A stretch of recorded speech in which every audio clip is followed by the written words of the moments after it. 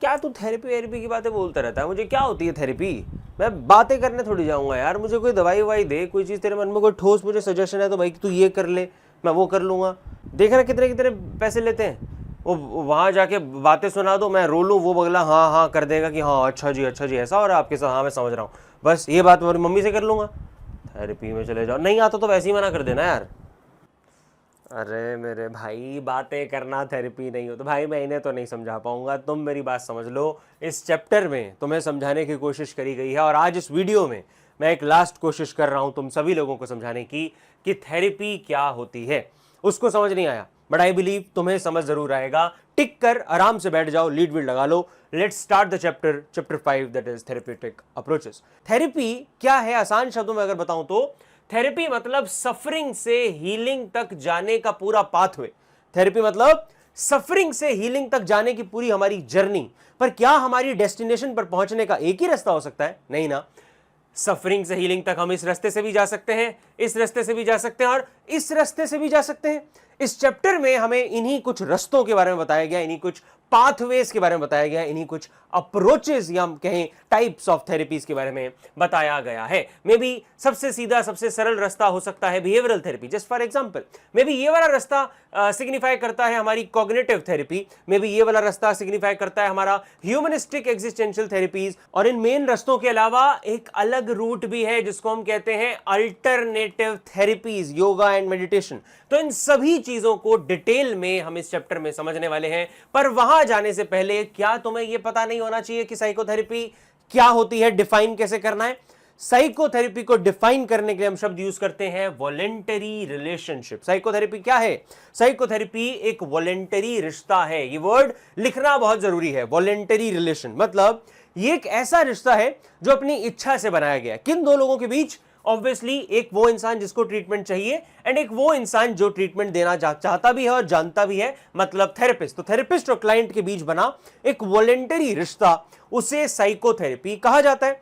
इस रिश्ते का एम क्या है? इस रिश्ते का एम है, पर्पस है कि जो भी क्लाइंट की साइकोलॉजिकल प्रॉब्लम्स हैं, हम उसे मदद कर पाए कि वो अपनी साइकोलॉजिकल प्रॉब्लम्स को ओवरकम कर पाए, सॉल्व कर पाए, उससे बाहर आ पाए। Now after definition we have 4 main features of psychotherapy. Features कहें, properties कहें, characteristics कहें, किसी भी मतलब शब्द को यूज करके सीबीएसई बोर्ड में पूछा जा सकता है। तो characteristics, properties या features किसके? साइकोथेरेपी के क्या होते हैं? 4 मेन फीचर है। नीचे वाले 3 बहुत आसान है, ऊपर वाला फर्स्ट पॉइंट ही थोड़ा सा टेक्निकल है, उसको समझते हैं। पहले देखो क्या लिखा है, बहुत ध्यान से सुनना इसे। ये रटने को तो आसानी से रट लोगे पर समझना बहुत जरूरी है। There is systematic application of principles underlying different theories of therapy. क्या समझ आया? हर थेरेपी किसी ना किसी थ्योरी पे बेस्ड है। बिहेवियर थेरेपी बिहेवियर थ्योरी पे बेस्ड है, बिहेवियरल अप्रोच पे बेस्ड है। कॉग्निटिव थेरेपी कॉग्निटिव थ्योरी पे बेस्ड है। साइकोडायनेमिक थेरेपी साइकोडायनेमिक अप्रोच पे बेस्ड है। तो हर थेरेपी अपनी अपनी थ्योरी पे बेस्ड है और हर थ्योरी में कुछ ना कुछ प्रिंसिपल्स होते हैं। इसका मतलब पता है क्या है? कि हर तरीके की थेरेपी में अपने अपने प्रिंसिपल्स सिस्टमेटिकली अप्लाई किए जाते हैं। और ये जो अभी भाई साहब थे, इनके जैसे लोग कहते हैं थेरेपी जस्ट बात करना है, वो मुझे समझ लेगा, मुझे बस सुन लेगा, वो थेरेपी है। नहीं मेरे भाई, थेरेपी में प्रिंसिपल्स की सिस्टमैटिक एप्लीकेशन होती है। हर तरीके की थेरेपी एक दूसरे से अलग है और हर तरीके की थेरेपी में अपने अपने प्रिंसिपल सिस्टमैटिकली अप्लाई किए जा रहे होते हैं। ये हमारा पहला फीचर है साइकोथेरेपी का। दूसरा फीचर क्या है? दूसरा फीचर है कि कोई भी ऐरा गैरा उठ के नहीं कह सकता, जैसे वो कह रहा था मम्मी से बात कर लूंगा, अपने फैमिली से बात कर लूंगा। नहीं मेरे भाई, ऐरा गैरा इंसान आपको थेरेपी नहीं दे सकता है। हाँ, किसी से बात करके आपको अच्छा महसूस हो सकता है, उसे कैथारसिस कहते हैं, वो भी हमारा आगे टॉपिक आएगा, भी समझेंगे। बट सिर्फ एक ट्रेन्ड इंसान जिसने प्रैक्टिकल ट्रेनिंग हासिल करी है अंडर द एक्सपर्ट सुपरविजन, वही साइकोथेरेपी दे सकता है, नॉट एवरीबडी, राइट? उसके बाद तीसरा फीचर क्या है? हमारी जो थेरेपी सिचुएशन है उसमें 2 लोग इन्वॉल्व होते हैं, एक थेरेपिस्ट और एक क्लाइंट। और इस फीचर का मेन पॉइंट क्या है कि इन 2 लोगों में से भी फोकस में कौन रहता है? फोकस में होता है हमारा क्लाइंट। मतलब थेरेपी का पर्पस ये नहीं है कि थेरेपिस्ट पैसे बनाए। थेरेपी का पर्पस मेन क्या है कि क्लाइंट की हीलिंग हो पाए, क्लाइंट पे फोकस होता है थेरेपी प्रोसेस में। तो तीसरा पॉइंट बहुत सिंपल सा है कि दो लोग इन्वॉल्व है, थेरेपिस्ट और क्लाइंट, और क्लाइंट जो है वो इस प्रोसेस के मेन फोकस में होता है। फिर क्या होता है, अब ये पॉइंट समझो, ये बहुत जरूरी है, इसके ऊपर आगे पूरा टॉपिक एक बेस्ड है कि जब ये दो लोग आपस में इंटरेक्शन करते हैं ना, बातचीत करते हैं, वॉलंटरी रिश्ता एक बनता है और फिर आपस में उनकी बात होनी चालू होती है, मिलते हैं हर एक इंटरवल पर। उसके बाद क्या होता है, उनकी बातचीत की वजह से उनके बीच एक बॉन्ड बनना स्टार्ट होता है। This results in the consolidation या कहें फॉर्मेशन ऑफ थेरेप्यूटिक रिलेशनशिप। ये क्या शब्द है?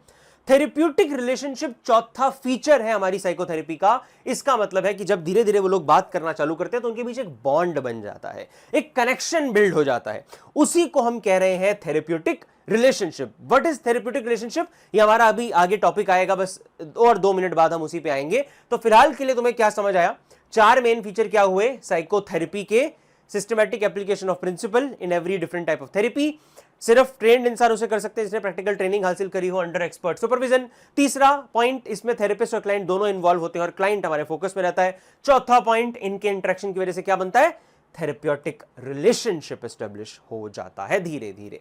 अब ये जो रिश्ता है ये हर तरीके की साइकोलॉजिकल थेरेपी में अहम माना गया है। ये जो रिश्ता है, ये जो मैं बोल रहा हूं, कनेक्शन बिल्ड हो जाता है दोनों के बीच, ये जो बॉन्ड बन जाता है, उस बॉन्ड की अपनी बहुत बड़ी महत्वता है, बहुत इंपॉर्टेंस है। आगे काफी हद तक हमने इसी पे ही बात करनी है। और तो और कार्ल रॉजर एक साइकोलॉजिस्ट है, उसने क्या बोला देखो, ये उसकी वर्डिंग है, it is the vehicle for change. मैंने आपको क्या बोला था? सफरिंग से हीलिंग तक का सफर है थेरेपी, पर उस सफर में हम जिस गाड़ी में बैठ के जाएंगे वो गाड़ी ये रिश्ता है। क्या समझे? मतलब मेटाफर की तरह बोल रहा है कि व्हीकल फॉर चेंज है ही ये रिश्ता। जितना अच्छा रिश्ता उतनी अच्छी जर्नी। ये रिश्ता ही, ये तुम्हारा कनेक्शन अपने थेरेपिस्ट के साथ, वही तुम्हें हीलिंग तक लेके जाएगा, वही तुम्हें चेंज असल में करवाएगा। ओके, वेल, इसके बाद कुछ एम लिखे हैं, तो ये नोट्स में थोड़ा सा ये मिसप्रिंट हुआ मुझसे, मैंने प्लेजर लिख दिया इसको गलती से, प्रेशर लिखा हुआ है। तो लेसनिंग इमोशनल प्रेशर, अपने क्लाइंट का इमोशनल प्रेशर कम करना साइकोथेरेपी का एम है। उनकी गलत आदतें सुधारना थेरेपी का एम है। गलत इररेशनल थिंकिंग पैटर्न को रैशनल में चेंज करना एम है ना। अवेयरनेस बढ़ाना हमारा एम है। हमारे रिश्ते सुधारना हमारे क्लाइंट के, वो हमारा एम है। आगे एक बढ़िया सा वर्ड लिख देना, एक्सेट्रा। इसके अलावा और भी बहुत सारे एम हम मतलब client to client situation vary करते हैं। अब हम मेन टॉपिक पे आते हैं, जो मैं आपको बता रहा था, जो चौथा हमारा फीचर था साइकोथेरेपी का, वही हमारा यहां पर ना टॉपिक बनता है। इसको ध्यान से समझना मेरी बात को। थेरेप्यूटिक रिलेशनशिप क्या होता है? पहली चीज, थेरेप्यूटिक रिलेशनशिप को थेरेप्यूटिक अलायंस भी कहा जाता है। अब इसको डिस्क्राइब कैसे करना है, ये समझ बहुत आसानी से आ जाता है कि उन दोनों के बीच जो स्पेशल तरीके का रिश्ता बना है ना, उसी को हम थेरेप्यूटिक रिलेशनशिप बोल रहे हैं। पर बच्चों को कभी इसमें पूरे नंबर नहीं मिलते। क्यों नहीं मिलते? अब पता चलेगा तुम्हें। इसमें कुछ स्पेशल टर्म्स हैं, कीवर्ड हैं, जो हमें लिखने होते हैं, जैसे कि स्पेशल रिलेशनशिप शब्द लिखना जरूरी है। और दूसरा, आयरॉनिकल स्टेटमेंट लिखनी है। क्या होती है आयरॉनिकल स्टेटमेंट? देखो समझो, जैसे यहां क्या लिखा है, it is neither passing acquaintance nor a permanent relationship. क्या समझ आया? ना ही ये हाई हेलो वाला, एक्विटेंसेस मतलब हाई हेलो रिश्ते, ना ही ये हाई हेलो वाला रिश्ता है और ना ही ये परमानेंट लंबा चलने वाला रिश्ता है। इसीलिए हम इसको स्पेशल बोल रहे हैं। और एक और चीज बताता हूं, इतनी ज्यादा इमोशनल एक्सप्रेशन होने के बावजूद ऐसी ऐसी बातें क्लाइंट को मतलब थेरेपिस्ट को बताता है अब क्लाइंट, जो शायद अपने पार्टनर को ना बता सकता हो। इतना ज्यादा इमोशनल एक्सप्रेशन के बावजूद ये रिश्ता हमेशा प्रोफेशनल ही रहता है। इतने इमोशनल एक्सप्रेशन के बावजूद इसका प्रोफेशनल रहना, ना ही पासिंग एक्विटेंस ना ही परमानेंट रिश्ता, ऐसी आयरॉनिकल स्टेटमेंट यहां पर हमें लिखनी होती है। और इस तरीके के special bond, special relationship, that special connection between a client and a therapist जो धीरे धीरे बनता है, इसी को थेरेप्यूटिक रिलेशनशिप या अलायंस कहा जाता है। राइट? अब इसके कुछ आपको कंपोनेंट और फीचर बताए गए हैं। देखो क्या है, इसके 2 कंपोनेंट है। ये जो रिश्ता है ना, इसके 2 कंपोनेंट है। पहला कंपोनेंट, ये कॉन्ट्रेक्चुअल नेचर का रिश्ता है। ये पॉइंट क्या सिग्निफाई करता है? 2 चीजें। ये कहना कि थेरेप्यूटिक रिलेशनशिप कॉन्ट्रेक्चुअल है, इसके सिर्फ 2 ही मतलब बनते हैं। पहला मतलब तो ये कि भाई ये ना प्रॉपर फॉर्मल रिश्ता है, फॉर्मल इमोशनल एक्सप्रेशन हो रहा है, फिर भी ये प्रोफेशनल है, फॉर्मल रिश्ता है, क्योंकि ये कॉन्ट्रैक्ट पे बेस्ड है। जैसे हर कॉन्ट्रैक्ट चलता है ना, जैसे हर कॉन्ट्रैक्ट का अपना एम होता है, इस रिश्ते के, इस कॉन्ट्रैक्ट का भी कुछ एम है। क्या एम है? मेन हमारा मकसद क्या है, पर्पस क्या है कि क्लाइंट जो भी कुछ प्रॉब्लम डील कर रहा है उसको उसकी प्रॉब्लम से ओवरकम करवाना, वही हमारा मकसद है। तो जैसे हर कॉन्ट्रैक्ट का कुछ ना कुछ एम होता है, इस थेरेप्यूटिक रिलेशनशिप, उस बॉन्ड का भी एक मकसद है, एम है। इसीलिए हम कह रहे हैं कि वो कॉन्ट्रेक्चुअल नेचर का रिश्ता है, मतलब वो फॉर्मल रिश्ता है और उसमें एम है। और एम क्या है कि क्लाइंट की प्रॉब्लम से उसको बाहर निकलवाने में उसकी मदद हमने करनी है। Now the second component is limited time duration of therapy. अब ये ना मैं नहीं बता रहा कि क्यों, मतलब लिखना तुमने ऑल दो इतना ही है कि लिमिटेड टाइम ड्यूरेशन की साइकोथेरेपी है, यही है दूसरा कंपोनेंट कि एक मतलब एक समय पर आकर खत्म होनी जरूरी है। ऐसा नहीं है कि जिंदगी भर थेरेपी चलती ही रहे। इसका रीजन आप मुझे बताओगे कमेंट सेक्शन में, क्या लगता है तुम्हें, क्यों थेरेपी का लिमिटेड टाइम ड्यूरेशन का होना जरूरी है? You tell me in the comment section, I will tell you क्या वो सही है या नहीं। ठीक है, आगे बढ़ते हैं। This relationship has several unique properties. अब अगेन प्रॉपर्टी वर्ड से पूछे बोर्ड में, या कहें फीचर या कहें कैरेक्टरिस्टिक, हमारा आंसर यही रहेगा। मैंने बहुत से बच्चों को यहां ब्लंडर करते देखा है, कंफ्यूज होते देखा है। ध्यान से मेरी बात सुनो, calm down and now listen to me very carefully. Board में कई बार पता है क्या पूछा जाता है? बोर्ड में आता है थेरेपी के बताओ कैरेक्टरिस्टिक्स, तो कई बार बच्चे ये लिख देते हैं, पर मैंने क्या बोला, थेरेपी के कैरेक्टरिस्टिक। तो क्या लिखेंगे, ये लिखेंगे क्या? नहीं, तो हम क्या लिखेंगे, ये वाले 4 फीचर साइकोथेरेपी के कैरेक्टरिस्टिक। कैरेक्टरिस्टिक ना लिखे प्रॉपर्टी लिखाओ तो भी ये लिखेंगे साइकोथेरेपी की प्रॉपर्टीज, ये सारी प्रॉपर्टीज आएंगी, जिसका बल्कि पार्ट है थेरेप्यूटिक रिलेशनशिप। और आगे सिमिलर टॉपिक है थेरेप्यूटिक रिलेशनशिप की आगे फर्दर प्रॉपर्टीज, ये कैसा होता है। तो थेरेप्यूटिक रिलेशनशिप के बारे में अगर हमारा सवाल है तो हम ये पॉइंट्स को लिखेंगे, अगर थेरेपी के बारे में सवाल है तो वो ऊपर वाले 4 पॉइंट उनको हम लिखेंगे। ओके, नाउ कैसा होता है रिश्ता, इसके क्या फीचर है, क्या कैरेक्टरिस्टिक है, क्या प्रॉपर्टीज है। तो 5 मेन है, यहां मैंने 6 लिखे हैं आई नो, बट मतलब 5 मेन चीजें तुमने ध्यान रखनी है। पहला, ट्रस्टिंग और कन्फाइंडिंग। ये रिश्ता ट्रस्टिंग और कन्फाइंडिंग होता है। कन्फाइंडिंग मतलब कि ट्रस्टिंग तो आपको पता ही है कि ट्रस्ट होना चाहिए तभी वो अपनी बातें बता पाएगा। कन्फाइंडिंग मतलब थेरेपिस्ट ऐसा माहौल देता है, ऐसा कंड्यूसिव एटमॉस्फेयर देता है कि आप खुद ही बोलना चाहते हैं, अपने आप को एक्सप्रेस करना आप चाहते हैं, तो ऐसा कन्फाइंडिंग और ट्रस्टिंग रिलेशनशिप होता है। दूसरा पॉइंट, थेरेपिस्ट आपको अनकंडीशनल पॉजिटिव रिगार्ड देता है। अनकंडीशनल पॉजिटिव रिगार्ड, आपको टोटली एक्सेप्ट करता है, अपना बिहेवियर आपके प्रति हमेशा पॉजिटिव रखने की कोशिश करता है और आपको कभी जज नहीं करता है। बाकी इस शब्द को और ये शब्द एम्पैथी, जो हमारा तीसरा पॉइंट है, इन दोनों शब्दों को और डिटेल में हम कार्ल रॉजर की क्लाइंट सेंटर्ड थेरेपी पढ़ते वक्त समझेंगे। ओके, तो अनकंडीशनल पॉजिटिव रिगार्ड देता है थेरेपिस्ट, दूसरा पॉइंट। तीसरा पॉइंट, थेरेपिस्ट हमें, अब यहां से तीसरा पॉइंट स्टार्ट हो रहा है, थेरेपिस्ट हमें एम्पैथी देता है। एम्पैथी क्या होती है? एम्पैथी मतलब खुद को दूसरे की जगह पर रख के समझने की कोशिश करना। तो थेरेपिस्ट तुम्हारे प्रति सच में एम्पैथेटिक होता है, सच में तुम्हारी सिचुएशन को मतलब फील करने की, समझने की कोशिश कर रहा होता है। तो यही उसकी डिफाइन लिखी है, putting oneself in another person shoes, है ना। और ये एम्पैथी क्या करती है? Empathy enriches the therapeutic relationship and transforms it into a healing relationship. देख रहे हो कितना ड्रामेटिकली एक्सप्लेन किया है इंपॉर्टेंस ऑफ एम्पैथी। इस लाइन का कहने का मतलब सिर्फ इतना सा है कि एम्पैथी अगर उस रिश्ते में नहीं है ना, तो देखो ऐसे समझो कि सफरिंग से हीलिंग तक जाने की जर्नी क्या है? थेरेपी है। और जिस गाड़ी में बैठकर हम जा रहे हैं वो गाड़ी क्या है? हमारा वो रिलेशनशिप है, therapeutic relationship in itself. But therapeutic relationship किसी काम का ही नहीं रहेगा अगर इस गाड़ी में पेट्रोल ना हो, है ना। अगर गाड़ी में फ्यूल नहीं है तो गाड़ी काम की है क्या? नहीं ना। मतलब अगर इस रिश्ते में एम्पैथी नहीं है तो ये रिश्ता खोखला है। तो ये रिश्ते में सबसे इंपॉर्टेंट फीचर है उसका एम्पैथी होना, थेरेपिस्ट का एम्पैथेटिक होना।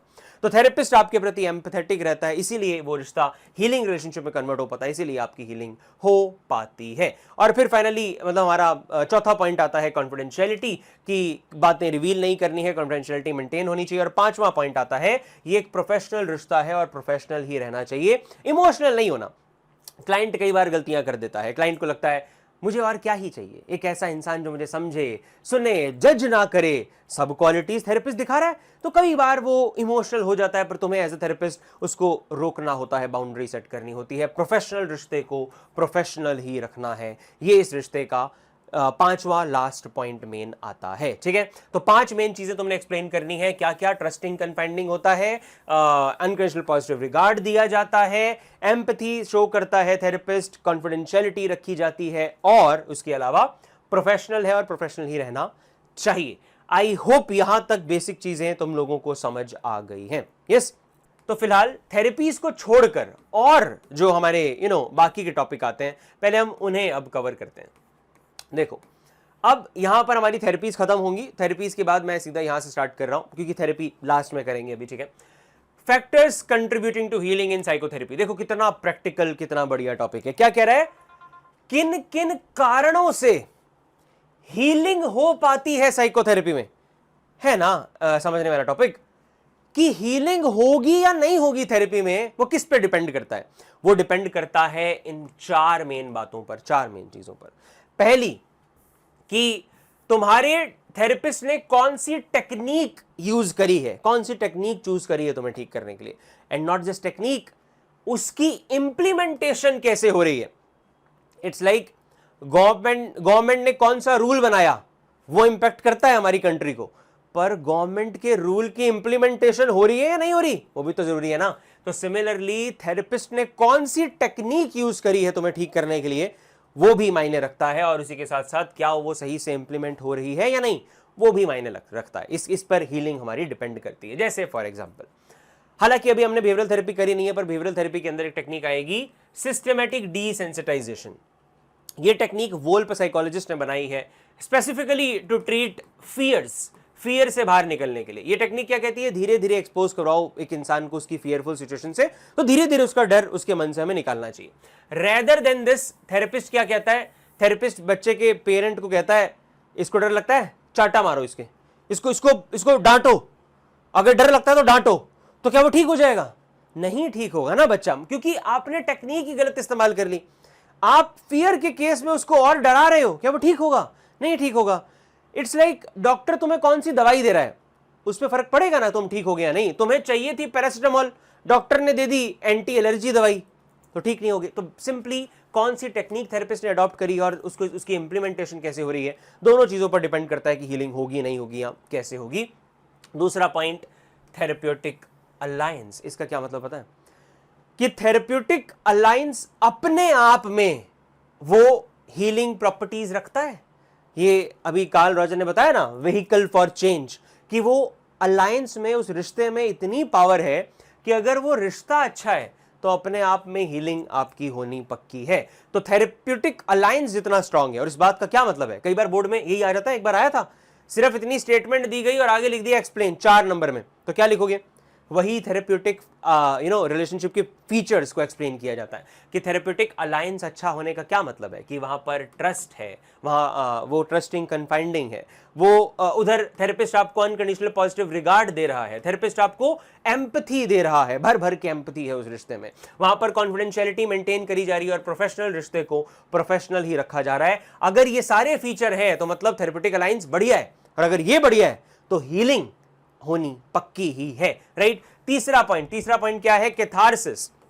अब ये बहुत जरूरी वर्ड है। देखो लोगों को ऐसा लगता है ना कि किसी से बात करके हमें अच्छा महसूस होता है, वही कैथारसिस है। कैथारसिस मतलब इमोशनल अनबर्डनिंग बाय द क्लाइंट। कई बार ना ऐसी चीजें होती हैं जो हम अपने रिश्तों में नहीं बोल पाते, जो हम अपने आसपास के लोगों के साथ शेयर नहीं कर पाते, ऐसी चीजें हम अपने मन में दबा के रखते हैं, इतने सालों से दबा के रखते हैं, और अचानक से जब हमें वो स्पेस मिलता है, वो सेफ स्पेस मिलता है, तो हम वो सब कुछ लेट आउट कर देते हैं, जो सब हमारे अंदर था सब बोल दिया। वो बोलकर बहुत अच्छा महसूस होता है, दैट इज कैथारसिस। मैं इसे ऐसे समझाता हूं कि मान लो एक टैप में से पानी आ रहा है, ये टैप में से पानी आ रहा है, और ये टैप को आपने आगे से इस टैप का मुंह बंद कर दिया, और यहां पानी तो चल रहा है, पीछे से टैप ऑन है, तो क्या होगा? आगे से पाइप का मुंह आपने बंद कर दिया है, पीछे से पानी ऑन है, क्या होगा?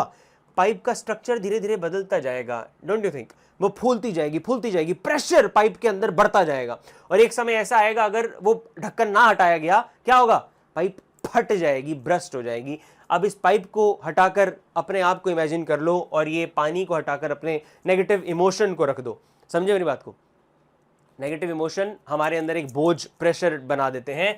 अगर उन्हें सही समय पर एक्सप्रेस ना किया जाए, खुला ना छोड़ा जाए, बोला ना जाए, तो वो बस्ट हो जाएंगे यार, फट जाएंगे। तभी हमारा इमोशनल बर्नआउट वगैरह जो कभी कभार होता है ना, वो यही होता है। तो बेसिकली कैथारसिस इज लाइक वो इमोशनल रिलीज, वो पानी के आगे से आपने पाइप के आगे से ढक्कन हटा दिया और वो प्रेशर से बाहर निकलता है। तो यही जब थेरेपिस्ट के सामने क्लाइंट बैठा होता है, वो अपने आप को एक्सप्रेस कर देता है, इतने सालों से जो बात मन में है वो बोल देता है, तो उसे अपने आप ही अच्छा महसूस होता है। कैथारसिस में अपने आप में हीलिंग प्रॉपर्टीज हैं, तो थेरेपी में कैथारसिस महसूस होता है। पर ये महसूस कब होगा?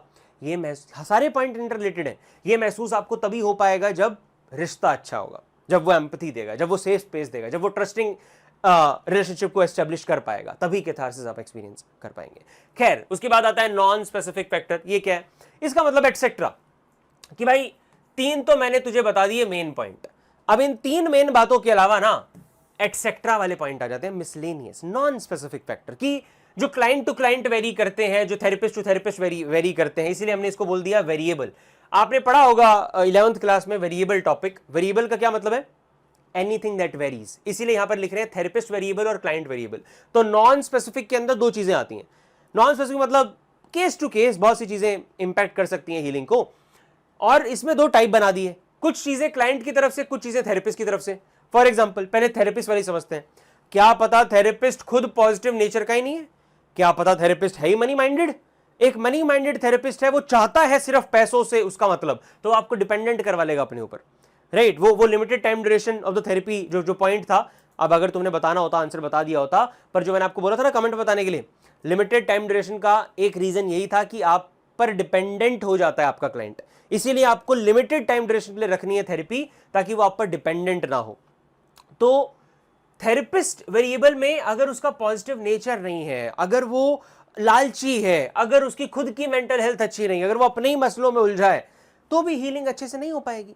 और दूसरा क्लाइंट वेरिएबल, अगर क्लाइंट की मोटिवेशन नहीं है चेंज के प्रति, अगर क्लाइंट खुद ही कुछ करना ही नहीं चाहता, थेरेपिस्ट ने टेक्निक बता दी, क्लाइंट कर ही नहीं रहा, तो हीलिंग होगी क्या? नहीं होगी। एक्सपेक्टेशन, क्या पता क्लाइंट इस एक्सपेक्टेशन से, कपल थेरेपी चल रही है, ठीक है, मान लो मैं अपनी वाइफ के साथ वहां जाता हूँ, थेरेपी के लिए जाता हूँ, और जस्ट फॉर एग्जांपल मैं कहूँ कि हाँ यार मेरी ना एक्सपेक्टेशन ये है कि थेरेपी में गए हैं, मान लो मुझे थेरेपी कुछ नहीं पता, यही इंसान जो भी आया था स्टार्टिंग ऑफ द वीडियो में, फॉर एग्जांपल ऐसे लोग ऐसे हो गए थेरेपी में जाए और कहे हाँ हमारी लड़ाई झगड़े होते हैं, तो कोई गोली वोली दे दो, बीवी को खिला दें, वो ठीक हो जाए, वो मुझसे झगड़ा ना करे। अगर ऐसी एक्सपेक्टेशन के साथ क्लाइंट आया है कि थेरेपिस्ट आपको कुछ गोली दे देगा और आप ठीक हो जाओगे, आपका रिश्ता बढ़िया हो जाएगा, तो ऐसे हीलिंग नहीं हो पाएगी ना। आपको रियलिस्टिक एक्सपेक्टेशन रखनी है, आपके अंदर मोटिवेशन टू चेंज होना चाहिए, आपको बातें समझनी है, आपको उसको अप्लाई करना है, तभी चेंज हो पाएगा। तो क्लाइंट कैसा है, थेरेपिस्ट कैसा है, उस पर भी डिपेंड करता है थेरेपी मतलब में उसमें हीलिंग होगी या नहीं होगी। ये 4 चीजों पर हमारी थेरेपी की हीलिंग डिपेंडेंट होती है। इसको हम कहते हैं factors contributing to healing in psychotherapy. अगले टॉपिक पे आते हैं, एथिक्स। एथिक्स क्या होते हैं? एथिक्स मतलब जो इंसानों के लिए मॉरल होता है ना, इंसानों के लिए मॉरल वैल्यूज, सही गलत, वही फील्ड्स के लिए वर्ड बन जाता है एथिक, सही गलत ऑफ फील्ड्स। हमारी फील्ड में ये कुछ एथिक्स हैं। तो सबसे पहला एथिक आता है इन्फॉर्म्ड कंसेंट। इसका क्या मतलब है कि आप अपने क्लाइंट को सब बताएंगे जो होने वाला है थेरेपी में, है ना। जैसे अब आपके सिलेबस में नहीं है, पर पहले होती थी बायोमेडिकल थेरेपी, उसमें क्या था, कुछ माइल्ड लेवल के इलेक्ट्रिक शॉक्स दिए जाते थे ब्रेन के अलग अलग सेगमेंट को टारगेट करके। अगर आप ऐसा कुछ क्लाइंट के साथ करने वाले हो, पहले उसे बताओगे नहीं क्या कि भाई तेरे साथ कुछ कुछ ऐसा हो सकता है, तो उसको सब बताना है कि क्या क्या हो रहा है ना, हम क्या कर रहे हैं, ये वाली थेरेपी यूज कर रहे हैं, आपको ये समस्या है, उसको इन्फॉर्म्ड रखना है हर चीज के प्रति। और साथ ही उसका कंसेंट भी आपके पास होना चाहिए कि हाँ आप ये कर सकते हैं, हाँ मैं करना चाहता हूँ, just like that. Then confidentiality तो बेसिक है, ये मेंटेन होनी चाहिए, आपको उसकी बातें रिवील नहीं करनी है। Elevating personal distress of the client and suffering should be the goal and all attempt of the therapist. आपका अटमोस्ट गोल होना चाहिए कि आप उसके पर्सनल डिस्ट्रेस को दूर करने की पूरी कोशिश अपनी तरफ से करो। चौथा point, integrity of practitioner client relationship is very important. इसका क्या मतलब है, हमारी फील्ड में इंटीग्रिटी वर्ड मतलब जेन्युइननेस। तो क्या लिखोगे कि क्लाइंट जेन्युइनली इंटरेस्टेड होना चाहिए अपने थेरेपिस्ट, सॉरी क्या बोल गया मैं, क्लाइंट नहीं, थेरेपिस्ट जेन्युइनली इंटरेस्टेड होना चाहिए अपने क्लाइंट को ठीक करने के लिए, समझ रहे हो। Therapist must be genuinely interested in healing the client, in treating the client. तो लालच के लिए नहीं कि सिर्फ मेरा 45 मिनट का सेशन पूरा हो जाए और उसके बाद बोलो चलो भैया अब आप निकलो। You should be genuinely interested अपने उस रिश्ते में, उस थेरेपेटिक रिलेशनशिप में, तब हीलिंग हो पाएगी। फिर 5वां पॉइंट आता है ह्यूमन राइट और डिग्निटी की respect. See before being a therapist या even before being the client you are a human, right? आप एक इंसान पहले हैं, तो अपनी ह्यूमन राइट और डिग्निटी ऑन टॉप, उसके साथ समझौता नहीं करना है। Professional competence and skills are essential. Professional का यहां पर दो मतलब बनते हैं, सिर्फ वो नहीं कि इमोशनल नहीं होना, वो तो ऑब्वियस बात है। एक ये भी है कि मान लो मैं काउंसलिंग साइकोलॉजिस्ट हूं, मेरे पास कोई पेशेंट आता है जो मुझे पता है मेरे लेवल की बात नहीं है, क्लिनिकल को रेफर करना चाहिए, तो वो करो यार, वो आपकी स्किल है ना, मतलब फील्ड में रहना आपको आना चाहिए। प्रोफेशनली कैसे डील करते हैं, प्रोफेशनल छोटी छोटी बारीकियां, वो सब भी आपको पता होनी चाहिए। तो प्रोफेशनल कॉम्पिटेंस आपके अंदर होना चाहिए, ये एक एथिक है। आपकी ह्यूमन राइट और डिग्निटी की आपने रिस्पेक्ट करनी है, और उसकी भी रिस्पेक्ट करनी है, क्लाइंट की, उसकी राइट और डिग्निटी की। जेन्युइनली इंटरेस्टेड होना चाहिए, उसके पर्सनल डिस्ट्रेस को दूर करने की पूरी आपको कोशिश करनी है, कॉन्फिडेंशियलिटी बना के रखनी है, और इन्फॉर्म्ड कंसेंट होना चाहिए। ये है हमारे एथिक्स। अब एथिक्स के बाद अल्टरनेटिव थेरेपीज का एक टॉपिक आता है, और एक टॉपिक आता है हमारा रिहेबिलिटेशन वाला टॉपिक। तो ये टॉपिक जब हम थेरेपीज को समझ लेंगे ना, तभी ज्यादा बढ़िया तरीके से हमें समझ आ पाएंगे। तो फिलहाल यहां 2-3 मिनट का ब्रेक लो, अब हम थेरेपीज पे आते हैं और इस चैप्टर के मेजर सेक्शन में घुसने की कोशिश करते हैं। 2-3 मिनट का ब्रेक लो, मैं भी 2-3 मिनट का ब्रेक लेता हूं, एंड देन स्टार्ट करते हैं बिहेवियरल थेरेपी से। वैसे ये टॉपिक बहुत डिटेल्ड है, मतलब मैं अपनी क्लासेस में जब बच्चों को पढ़ाता हूं ना, तो बहुत ही बढ़िया तरीके से हम मतलब इसको एक एक चीज को प्रैक्टिकली एक्सप्लेन करने की कोशिश करता हूं। बट इस बात को समझो यार, यूट्यूब वीडियो में, एक वीडियो में इतने सारे प्रैक्टिकल एग्जाम्पल शायद मैं ना दे पाऊं, तो उसी के लिए एक छोटी सी चीज, हाँ ये भी सुन लो, अगर तुम सिर्फ साइकोलॉजी को पास करना चाहते हो कि पास हो जाए खत्म, तो आपको इसके अलावा और कहीं जाने की जरूरत नहीं है। पास करनी है, ये वन शॉट जो मैं डाल रहा हूं ना, ये जो आपको अभी दिख रहा है चैप्टर 1 का वन शॉट, 2, 3, 4, ये अब 5 जो अभी तुम अभी देख रहे हो, आगे 6 और 7 का भी डालूंगा। सिर्फ पास करना है, वन शॉट देख लो और हमारी डिटेल नोट्स परचेज कर लो। सिर्फ 299 रुपीज में मैं आपको ये सारी डिटेल नोट्स, सातों चैप्टर के detail notes along with the flow charts for revision दे रहा हूं। सिर्फ इतनी सी इन्वेस्टमेंट और ये वीडियोस, और आराम से आप पास कर लोगे। पर जो बच्चा डिटेल में जाना चाहता है, डिटेल में समझना चाहता है चीजों को, और साइकोलॉजी बोर्ड एग्जाम में अच्छे नंबर अगर आप एम कर रहे हैं, तो फिर मैं आपके लिए एक चीज लेके आऊं, and I will suggest you. मैं एक लाइव क्रैश कोर्स लॉन्च कर रहा हूं, लाइव क्रैश कोर्स। और उस क्रैश कोर्स में होगा क्या, 6 अक्टूबर से मैं वो क्रैश कोर्स स्टार्ट कर रहा हूं।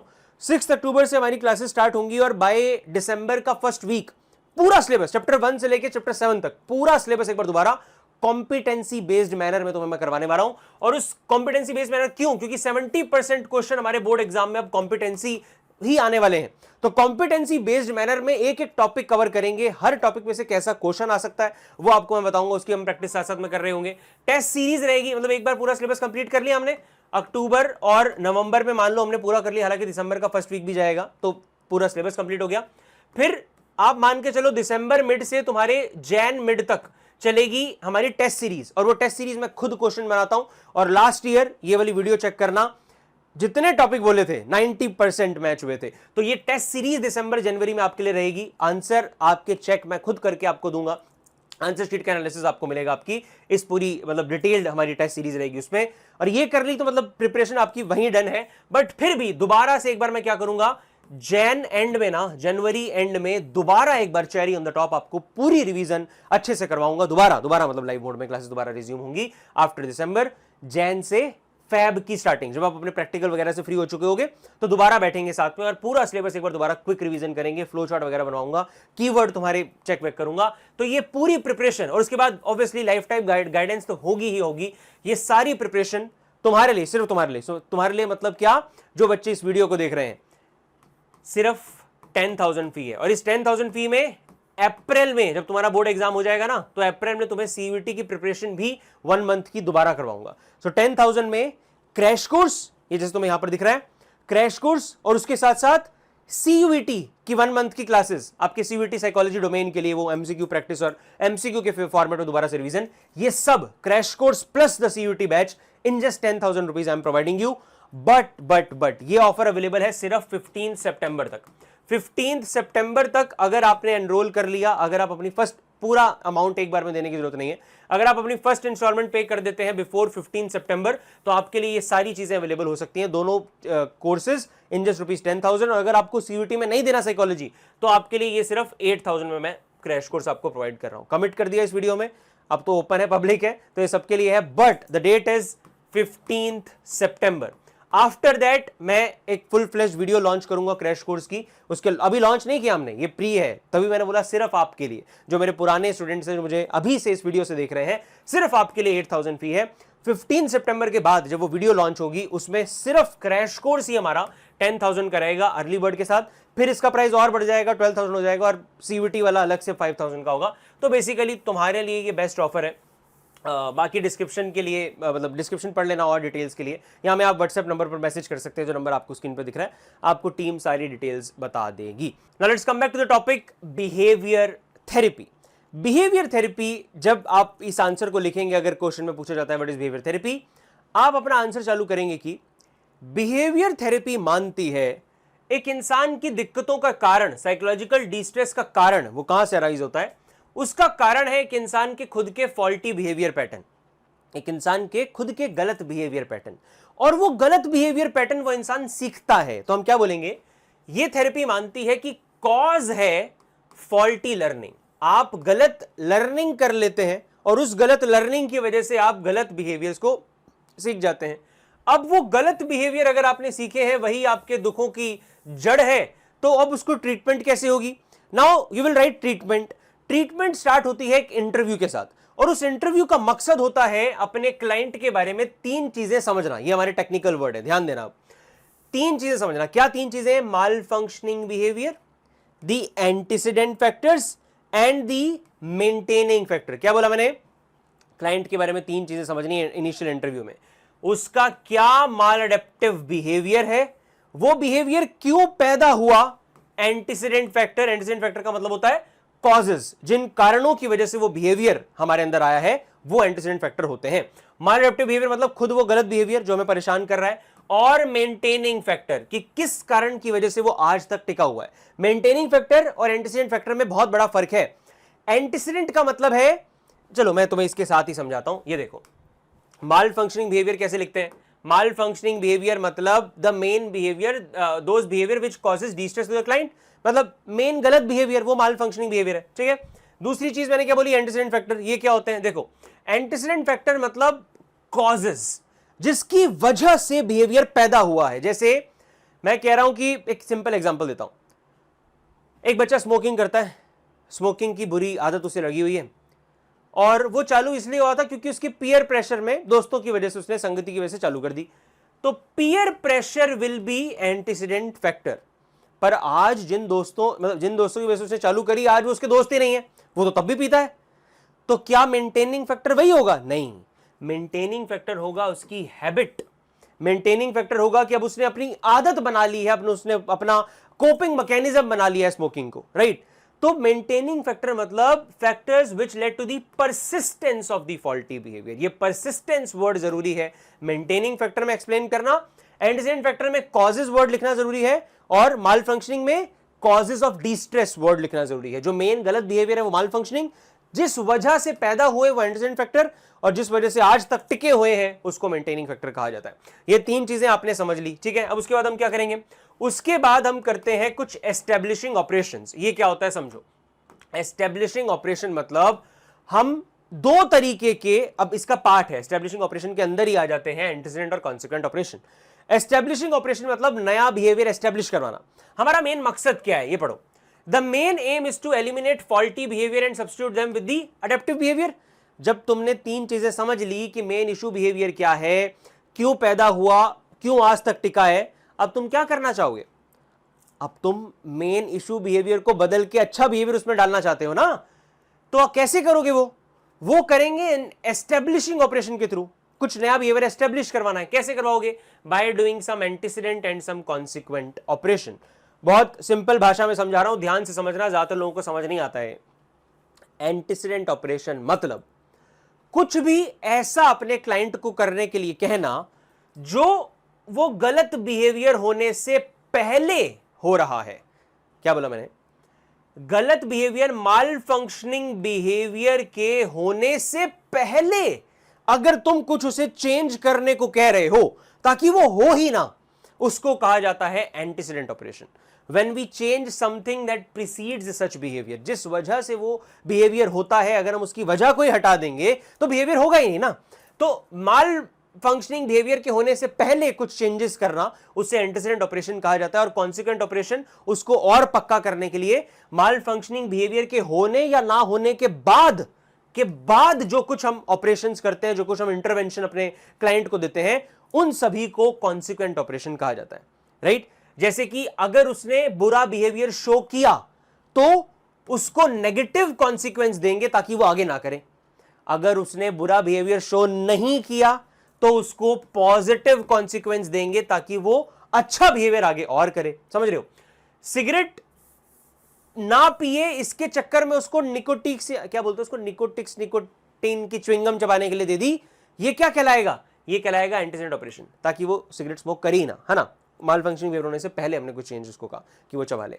और माल फंक्शनिंग बिहेवियर होने के बाद अगर उसने फिर भी निकोटिक्स की बाद भी उसने सिगरेट स्मोक करी तो क्या करेंगे? फिर उसको डांटेंगे, चाटा मार सकते हैं मम्मी पापा वगैरह, कुछ भी मतलब ऐसा, तो नेगेटिव कॉन्सिक्वेंस दे दिया। पर अगर उसने आज सिगरेट स्मोक नहीं करी तो क्या करेंगे? तो फिर उसको कुछ पॉजिटिव देंगे ताकि वो अच्छा बिहेवियर और कंटिन्यू कर पाए। तो ऐसे समझते हैं एंटीसीडेंट कॉन्सिक्वेंट ऑपरेशन को। अब आगे बढ़ते हैं, इसकी टेक्निक्स पे आते हैं। अब बिहेवियर थेरेपी में बहुत सारी टेक्निक भी दी गई है। क्या है टेक्निक? तो 3 मेन टेक्निक है, negative reinforcement, positive reinforcement, aversive conditioning, और भी है पर ये 3 मेन है, इसको समझो, ध्यान से सुनना। बहुत से लोगों को कंफ्यूजन होती है नेगेटिव रीइंफोर्समेंट में। ये पनिशमेंट नहीं है, पनिशमेंट अवर्सिव कंडीशनिंग है, नेगेटिव नहीं। शॉर्ट में बता रहा हूं, बिल्कुल ध्यान से सुनना। अगर हम कुछ पॉजिटिव पाने के लिए, इसको बैक करके बेशक सुन लेना, मैं एक बार बोलूंगा, ध्यान से सुनना, बेशक आप बार बार सुन लेना बैक करके वीडियो को। ओके, सुनाओ। कुछ पॉजिटिव पाने के लिए अगर हम कुछ बिहेवियर करते हैं तो उसे पॉजिटिव रीइंफोर्समेंट कहा जाता है। जैसे मैं एक बिहेवियर करना सीख जाऊं क्योंकि मुझे उसको करने के लिए कुछ पॉजिटिव दिया जाता था। पापा ने बोला बेटा अगर अच्छे नंबर आएंगे तुझे गाड़ी ला देंगे, तुझे बाइक ला देंगे, PS5 ला देंगे। मैं अच्छे नंबर लाने का बिहेवियर सीख गया, यह है पॉजिटिव रीइंफोर्समेंट। कुछ अच्छा पाने के लिए मैंने कुछ किया। नेगेटिव क्या होता है? कुछ नेगेटिव अवॉइड करने के लिए, किसी पेनफुल चीज से छुटकारा पाने के लिए जब मैं कुछ करता हूं तो उसे नेगेटिव रीइंफोर्समेंट कहा जाता है। हमने पेन किलर खाने का behaviour, paracetamol pain killer tablet खाने का बिहेवियर कैसे सीखा? नेगेटिव रीइंफोर्समेंट के थ्रू सीखा, क्योंकि पैरासिटामॉल खाने से हमें छुटकारा मिल जाता है, we get rid of our pain, right. हम अवॉइड कर देते हैं अपने पेन को। अगर PCM खा लेंगे तो पेन को अवॉइड कर देंगे। या फिर हम सर्दी में गर्म कपड़े क्यों पहनते हैं? सर्दी में गर्म कपड़े पहनते हैं ताकि सर्दी से बच पाए, to get rid of that cold weather, right. तो नेगेटिव चीज से बचने के लिए जब हम कुछ बिहेवियर सीख जाते हैं उसको नेगेटिव रीइंफोर्समेंट कहा जाता है। पॉजिटिव चीज पाने के लिए कुछ बिहेवियर सीख जाते हैं उसको पॉजिटिव रीइंफोर्समेंट कहा जाता है। और अवर्सिव कंडीशनिंग क्या होता है? ये अनवांटेड बिहेवियर को कम करने के लिए। ये दोनों से बिल्कुल ही अलग है। Both the type of reinforcement are done to increase the likelihood of the wanted behaviour, but aversive conditioning होती है अनवांटेड बिहेवियर को कम करने के लिए। तो ये तो सिंपल है पनिशमेंट। किसी अनवांटेड बिहेवियर को कम करने के लिए जब हम उसके साथ एक अनवांटेड या अवर्सिव कॉन्सिक्वेंस अटैच कर दें। अब मेरे जब जब बुरे नंबर आते थे तो पापा चाटा मारते थे, फॉर एग्जाम्पल, ये क्या हो गया? Aversive conditioning. बुरे नंबर के साथ, बुरा नंबर मतलब अनडिजायर्ड रिस्पॉन्स, उसके साथ क्या एसोसिएट किया? अवर्सिव कॉन्सिक्वेंस, चाटा, अनवांटेड कॉन्सिक्वेंस एसोसिएट कर दिया। तो मैं वो बिहेवियर करना कम कर दूंगा और अच्छा बिहेवियर करना चालू कर दूंगा, क्योंकि मुझे अगर अच्छा करूंगा तो कुछ अच्छा मिलेगा। और नेगेटिव को अवॉइड करना हो जाता है हमारा नेगेटिव रीइंफोर्समेंट की। मैं कोई बिहेवियर कर रहा हूं ताकि इस चीज को अवॉइड कर पाऊं। जैसे हेलमेट पहन के स्कूटी चलाना ताकि चोट लगने से बच पाऊं, हेलमेट पहन के स्कूटी या बाइक चलाना ताकि चालान से बच पाए, नेगेटिव रीइंफोर्समेंट के ही एग्जांपल है। That is all. Token economy क्या होता है? टोकन इकोनॉमी पॉजिटिव का ही अपग्रेड वर्जन है। टोकन इकोनॉमी मतलब पूरे पॉजिटिव में हमें सीधा एक रिवॉर्ड मिल जाता है, टोकन इकोनॉमी में हम उस बड़े रिवॉर्ड को छोटे टुकड़ों में डिवाइड कर देते हैं। और मतलब जैसे पूरा रिवॉर्ड ना देके कुछ कुछ स्टार दे दिए, और जब बच्चे के पास 5 स्टार इकट्ठे हो गए तब उसको बोल दिया कि अब तेरे पास 5 स्टार हो गए, अब तुझे तेरा मेन रिवॉर्ड मिल जाएगा। तो to enhance positive reinforcement token economy बनी थी कि पूरा एक बार में ना देकर रिवॉर्ड टोकन में डिवाइड कर दो और बाद में वो टोकन एक्सचेंज हो जाएंगे for the reward, right. Okay, फिर उसके बाद हमारी जो अगली में अब डिफरेंशियल रीइंफोर्समेंट क्या है? ये कॉम्बिनेशन है। पॉजिटिव और नेगेटिव के कॉम्बिनेशन को डिफरेंशियल रीइंफोर्समेंट कहा जाता है। जब हम वांटेड बिहेवियर को बढ़ाना भी चाहते हैं, अनवांटेड को कम भी करना चाहते हैं साइमल्टेनियसली, तब हम डिफरेंशियल रीइंफोर्समेंट कर सकते हैं। इसमें सिंपल सी बात है कि पॉजिटिव रीइंफोर्समेंट और नेगेटिव रीइंफोर्समेंट दोनों एक साथ यूज कर रहे हैं तो डिफरेंशियल रीइंफोर्समेंट कहा जाता है। अब मेन टॉपिक आता है हमारा सिस्टमैटिक डीसेंसिटाइजेशन। ये क्या होता है? सिस्टमैटिक डीसेंसिटाइजेशन मतलब स्टेप बाय स्टेप प्रोसेस में फियर को अवॉइड करना। ये टेक्निक हमें वोल्फ ने दी थी फियर्स या फोबियाज से बचने, मतलब कि ट्रीटमेंट के तौर पर दी थी। इसने क्या बोला कि साइकोलॉजिस्ट एक हायरार्की फॉर्म करता है। Therapist prepares a hierarchy of anxiety provoking stimuli. जैसे अगर किसी को हाइट का डर है तो उसको सीधा ही 10वें माले पर नहीं ले जाओगे, पहले उसे आप पहले सिर्फ इमेजिन करवाओगे, फिर मे बी वीआर हेडसेट में उसको एक्सपीरियंस करवा दिया, हाइट वाली सिचुएशन, फिर उसे फर्स्ट फ्लोर पे ले गए, फिर उसे सेकंड पे ले गए, फिर थर्ड पे। तो step by step starting with the least anxiety provoking stimuli. जैसे फर्स्ट फ्लोर पे ले जाना या सिर्फ इमेजिन करने से सबसे कम डर लगता है, तो पहले उससे स्टार्ट करेंगे, फिर धीरे धीरे उसका लेवल बढ़ाएंगे। इसे कहा जाता है सिस्टमैटिक डीसेंसिटाइजेशन, स्टेप वाइज फियर्स को एक्सपोज करवाना। पर इसमें एक लाइन बहुत इंपॉर्टेंट है, ये सब करवाने से पहले अपने क्लाइंट को डीपली रिलैक्स्ड स्टेट में डाला जाता है। ये क्यों डाला जाता है, ये जब हम अगला पॉइंट पढ़ेंगे तो आपको अपने आप समझ आएगा। अगला पॉइंट है प्रिंसिपल ऑफ रेसिप्रोकल इनहिबिशन। ये क्या होता है? प्रिंसिपल ऑफ रेसिप्रोकल इनहिबिशन मतलब दो अपोजिट इमोशन एक साथ नहीं रह सकते। अगर आप हैप्पी हैं तो आप सैड नहीं हो सकते उस सेम मोमेंट ऑफ टाइम, अगर आप रिलैक्स हैं तो आप एंग्शियस नहीं हो सकते उस सेम मोमेंट ऑफ टाइम। ये प्रिंसिपल इतनी सी बात कहता है कि अगर हैप्पीनेस बढ़ेगी तो सैडनेस अपने आप डाउन आएगी ना यार। तो सिमिलरली अगर रिलैक्सेशन बढ़ेगा तो एंजाइटी को नीचे आना ही पड़ेगा। इसीलिए ऊपर वो लाइन लिखी थी और यहां भी लिखा है कि ये प्रिंसिपल क्लब किया जाता है सिस्टमैटिक डीसेंसिटाइजेशन के साथ। और ऊपर भी ये लाइन लिखी है कि यहां पर एक इंसान को डीपली रिलैक्स स्टेट में डाला जाता है। क्यों डाला जाता है समझ आया? क्योंकि अगर रिलैक्सेशन बढ़ेगा तो उसका डर, उसकी एंजाइटी ऑटोमेटिकली डाउन आने लगेगी। तो रिलैक्स स्टेट में रखकर फिर उसे एक्सपोज करवाया जाता है सिचुएशन से। This is systematic desensitisation. और लास्ट में आता है हमारा मॉडलिंग। मॉडलिंग मतलब दूसरों को ऑब्जर्व करके सीखना। इसे वाइकेरियस लर्निंग भी कहा जाता है। तो कई बार थेरेपिस्ट क्या करता है बिहेवियरल थेरेपी में, कुछ रोल मॉडल्स के थ्रू भी अपने क्लाइंट को बिहेवियर सिखाने की कोशिश करता है कि देखो वो ऐसा करता है तो आप भी उसको देख के सीख सकते हैं। तो ऑब्जर्वेशन लर्निंग ही मॉडलिंग होता है। That is all for behaviour therapy. सबसे बड़ी थेरेपी थी। अगर ये समझ आ गई तो बाकी सारी आसानी से आपको समझ आ जाएंगी, राइट? कोई दिक्कत, कोई समस्या बची हो तो कमेंट सेक्शन में पूछ सकते हो। Let's move on to the next topic now, cognitive therapy. Cognitive therapy क्या मानेगी? बिहेवियर थेरेपी का एम किस पे था? बिहेवियर पे था। इसका एम कॉग्निशन पे होगा। कॉग्निशन बोले तो irrational thinking and belief pattern. ये मानती है आपकी दिक्कतें आप अपने ही दिमाग में खुद ही पैदा करते हैं। कैसे समझते हैं? दो थेरेपिस्ट हमें बताएंगे। एल्बर्ट एलिस ने अपनी आरईटी दी है, एरन बेक ने अपनी कॉग्निटिव थेरेपी दी है। दोनों ही थेरेपीज बहुत इजी और बहुत ही प्रैक्टिकल है, बहुत ही इंटरेस्टिंग है। देखो कैसे। पहले बात करते हैं आरईटी के बारे में। ये मेरी पर्सनल फेवरेट है। आरईटी थेरेपी हमें दी है एल्बर्ट एलिस ने। एल्बर्ट एलिस क्या कहते हैं?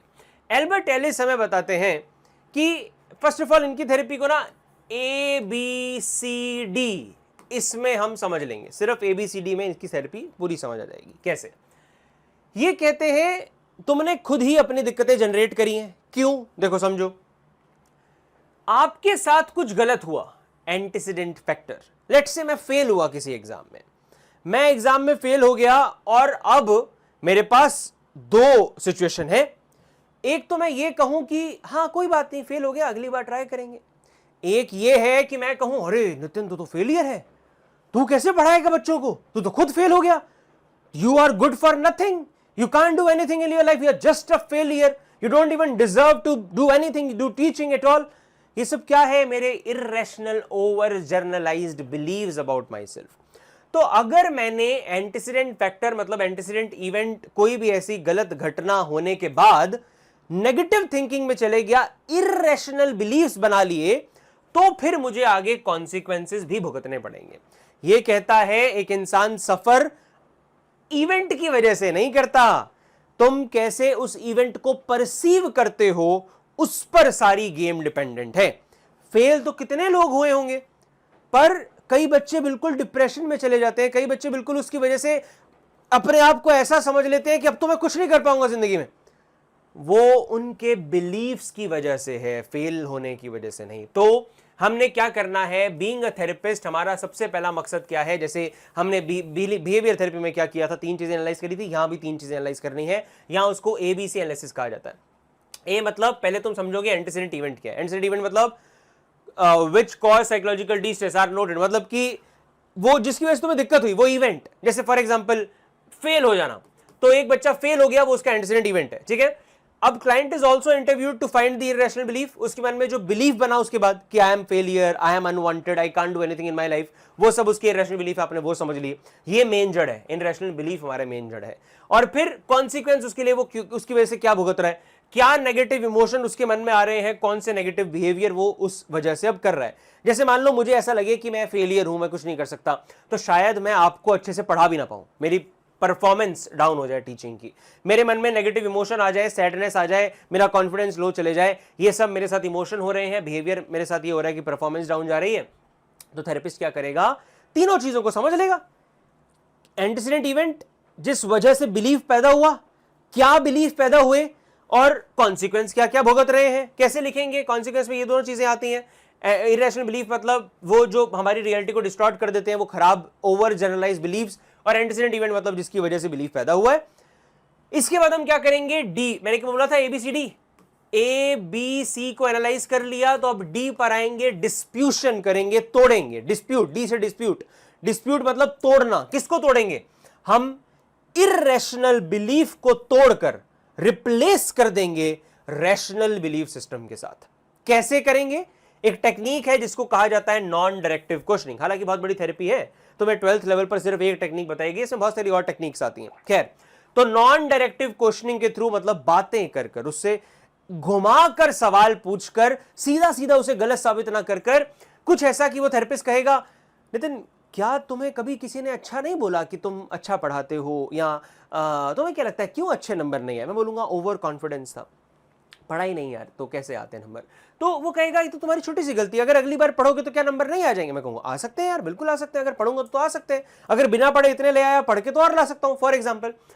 इससे क्या हो रहा है, उसकी उन क्वेश्चनिंग की वजह से मैं खुद ही अपनी अजम्पशन के बारे में और डीप में सोच रहा हूं, और फिर खुद ही अपनी अजम्पशन को अपने बारे में मैं बदल लूंगा। तो स्लोली एंड ग्रेजुअली, बहुत ही मैजिकल प्रोसेस है। तो बोलने में आता है कि चेंज कर दिया इरेशनल बिलीफ, आसान है क्या, किसी का रैशनल बिलीफ उसमें डालना, इरेशनल को बदलना आसान होता है, नहीं, बहुत डिटेल्ड प्रोसेस है। पर ये थेरेपिस्ट इसी में माहिर है, और वो ये सब करते हैं by using a technique called non directive questioning. तो इस थेरेपी में क्या है, बस 2-3 चीजें। थेरेपिस्ट आपका इंटरव्यू लेता है, ABC समझता है, उसके बाद आप क्या करते हो, आप उसके इररेशनल बिलीफ को चेंज करके रैशनल में कन्वर्ट करने की कोशिश करते हो। कैसे, by using a technique called non directive questioning, and that is all for RET। और जब आपने वो चेंज कर दिया तो क्या होगा, अल्टीमेटली उसका साइकोलॉजिकल डिस्ट्रेस कम हो जाएगा। अब उसके बाद दूसरा थेरेपिस्ट आता है एरन बेक, ये भी कॉग्निटिव थेरेपिस्ट है, इसकी भी ट्रीटमेंट तो लगभग सेम ही है, पर इसका कॉज बड़ा इंटरेस्टिंग है। ये क्या बोलता है, ये हमें बताता है कि इंसान में एंग्जाइटी डिप्रेशन असल में पैदा कैसे होता है। तो ध्यान से सुनना, इस थेरेपी पे अगर क्वेश्चन बना तो जितनी भी टर्म्स अभी मैं यहां पर लिख रहा हूं, यहां मार्क भी कर दूंगा नोट्स में, और आप भी इसको पढ़ना, याद करना। यहां से देखो, एंग्जाइटी डिप्रेशन कैसे पैदा होता है को बताने के लिए इसने कुछ टर्म्स दी हैं, और 4 से 5 टर्म है। ये कहता है गेम स्टार्ट होती है चाइल्डहुड एक्सपीरियंसेस से। आपके चाइल्डहुड एक्सपीरियंसेस आपके कोर स्कीमा बना देते हैं। अब आप कहेंगे कोर स्कीमा क्या है, कोर स्कीमा मतलब एक इंसान के बेसिक बिलीफ्स और एक्शन पैटर्न। कई लोग होते हैं ये भी कर लेंगे, ये भी कर लेंगे, अरे मैं तो कर लूंगा, और कई लोग होते हैं नहीं यार मैं तो नहीं कर पाऊंगा, मैं तो ये भी नहीं कर पाऊंगा, नहीं, मन में सोचते हैं नहीं नहीं ये इस चीज में मैं नहीं जाऊंगा। Negative action pattern, negative belief, या पॉजिटिव बिलीफ और पॉजिटिव एक्शन पैटर्न, ये सब डिसाइड हो जाता है बचपन से ही। अगर बच्चे में बचपन से कॉन्फिडेंस इंड्यूस करवाया गया है पेरेंटिंग के through, warm parenting, love, care, affection, तो आपके ये बिलीव्स बचपन से ही अपने आप को लेकर, समाज को लेकर अच्छे बनते हैं, और एक्शन पैटर्न भी पॉजिटिव बनते हैं। आप रिस्क टेकर बनते हो, आप कुछ चीज करना चाहते हो। पर अगर वो ना हो, अगर आपका चाइल्डहुड एक्सपीरियंस ही नेगेटिव है, तो आपके कोर स्कीमा भी नेगेटिव बन जाते हैं। और अगर ये नेगेटिव बन गए तो आप अब ओवरऑल अपने आप को लेकर ही नेगेटिव सोचते हो। वो बच्चे का कोर स्कीमा बन चुका है, आई एम अनवांटेड। तो एक एग्जांपल के तौर पर बच्चे को लगता है मम्मी मुझे चाहती ही नहीं है, मम्मी पापा की लड़ाइयां मेरी वजह से होती हैं। बचपन से बच्चे ने मम्मी पापा की लड़ाइयां देखी है, बहुत नेगेटिव चाइल्डहुड उसका बीता है। तो अब जैसे ही कुछ नेगेटिव उसकी जिंदगी में होगा तो क्या होगा, उसके कोर स्कीमा ट्रिगर हो जाएंगे, और उसके ट्रिगर होने की वजह से अगला कीवर्ड अब हमारे सामने क्या आ रहा है, उसके अंदर आ जाएंगे ऑटोमेटिक नेगेटिव थॉट्स। मतलब क्योंकि बच्चे का चाइल्डहुड खराब था, उसका कोर स्कीमा खराब बन गया, मतलब बिलीफ और एक्शन पैटर्न नेगेटिव है, खराब है। अब जब भी कुछ नेगेटिव होगा उसका कोर स्कीमा ट्रिगर होगा और उसके अंदर ऑटोमेटिक नेगेटिव थॉट्स पैदा होने चालू हो जाएंगे, नेगेटिव थिंकिंग करना बच्चा चालू कर देगा। और नेगेटिव थिंकिंग के साथ ही अगला कीवर्ड आता है कॉग्निटिव डिस्टॉर्शन। इसके साथ इन्वॉल्व होता है, negative thinking always involves cognitive distortion. ये क्या होता है कॉग्निटिव डिस्टॉर्शन? मतलब कभी कभार हम क्या करते हैं, हमारा दिमाग क्या करता है, चीजों को ज्यादा नेगेटिवली परसीव करने लगता है। जितनी नेगेटिव होती भी नहीं है, आप उससे ज्यादा नेगेटिवली चीजों को परसीव करना स्टार्ट कर देते हैं। टीचर ने सबको डांटा, फॉर एग्जाम्पल वो बच्चा जिसका कोर्स स्कीमा नेगेटिव है, वो क्लासरूम में है, टीचर ने डांटा, टीचर ने सबको डांटा, बच्चा कहेगा टीचर ने मुझे ही डांटा है, मम्मी भी मुझे नहीं चाहती, टीचर भी मुझे नहीं चाहती। कल को किसी को प्रपोज करेगा, उसने आगे से मना कर दिया, यार ये भी मुझे नहीं चाहती, मैं जिसको प्यार करता हूँ वो भी मुझे, मैं अनवांटेड, मैं तो किसी को नहीं पसंद हूँ, कोई मुझे प्यार नहीं करता, मैं किसी को अच्छा नहीं लगता, मैं जिंदा ही क्यों? ये सारी चीजें मन में क्यों आ रही हैं? इतना नेगेटिव नहीं था, टीचर ने सबको डांटा, वो लड़की की प्रायोरिटी कुछ और होगी, पर उसने गलतियां अपने अंदर निकाली, चीजें उतनी नेगेटिव थी भी नहीं जितनी ज्यादा नेगेटिव उसने परसीव कर ली। इसे कॉग्निटिव डिस्टॉर्शन कहा जाता है। अपनी रियलिटी को डिस्टॉर्ट करके जितनी नेगेटिव होती भी नहीं है उससे भी ज्यादा नेगेटिव परसीव करना है इस cognitive distortion.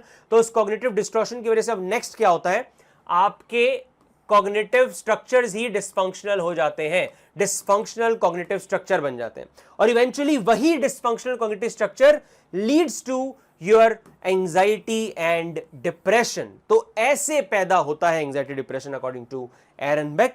Somehow it is related to your childhood experiences only. मैं नहीं बोल रहा, एरन बेक कह रहा है कि अनकॉन्शियसली ना चाहते हुए कभी कभार माँ बाप खुद ही इंड्यूस कर देते हैं बच्चे में एंजाइटी डिप्रेशन। मैं नहीं बोल रहा, एरन बेक कह रहा है।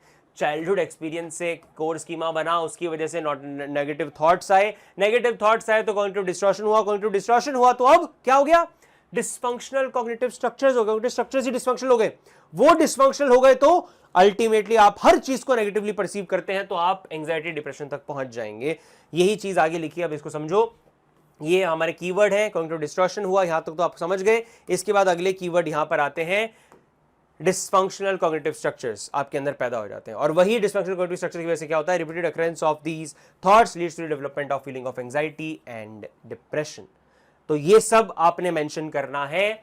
चाइल्डहुड एक्सपीरियंस से कोर स्कीमा, कोर स्कीमा के बाद automatic negative thoughts, automatic negative thoughts के साथ कॉग्निटिव डिस्टॉर्शन, कॉग्निटिव डिस्टॉर्शन के बाद ये डिस्फंक्शनल कॉग्निटिव स्ट्रक्चर्स का होना, और उसकी वजह से इवेंचुअली एंजाइटी डिप्रेशन का पैदा हो जाना। ये सारी चीजें आप मेंशन करते हैं। I hope the cause part is clear. अब ट्रीटमेंट वही है, ट्रीटमेंट सेम है, जैसे एरन बेक ने बोला वही ये भी कह रहा है।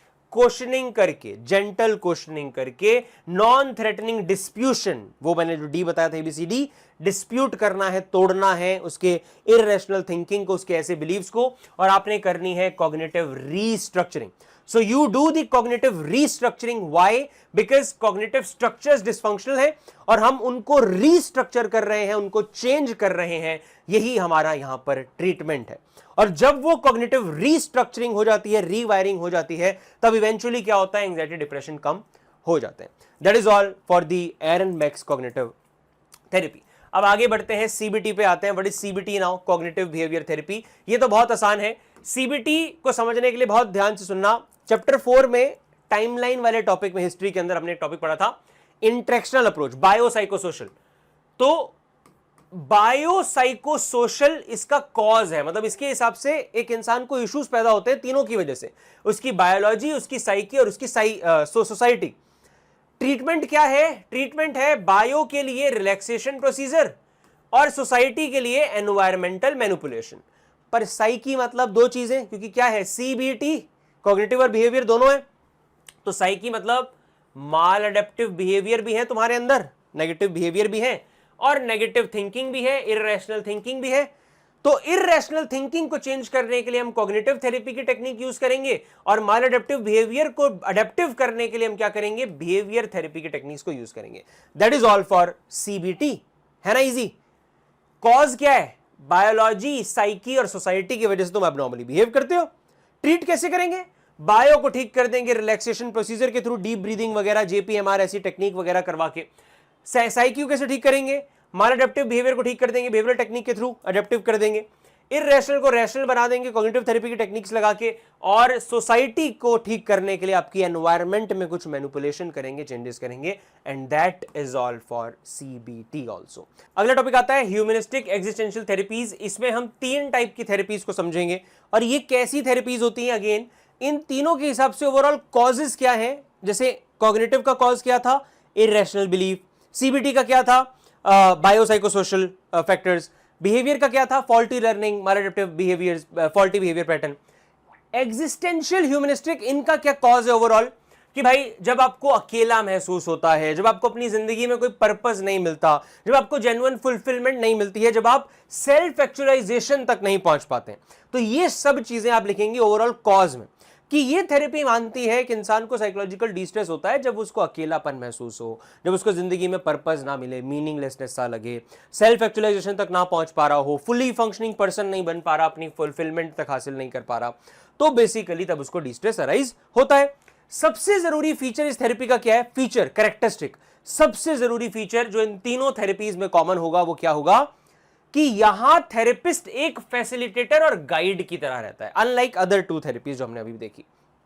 सीबीटी है, कॉग्निटिव थेरेपी है, बिहेवियर थेरेपी है, उसमें थेरेपिस्ट बताते हैं ये कर, ऐसा कर, हम ये करेंगे। यहां हम कुछ नहीं बता रहे, यहां हम सिर्फ एक फैसिलिटेटर और गाइड की तरह तुम्हारी मदद कर रहे हैं, तुम्हारी अपनी अवेयरनेस बढ़ाने में।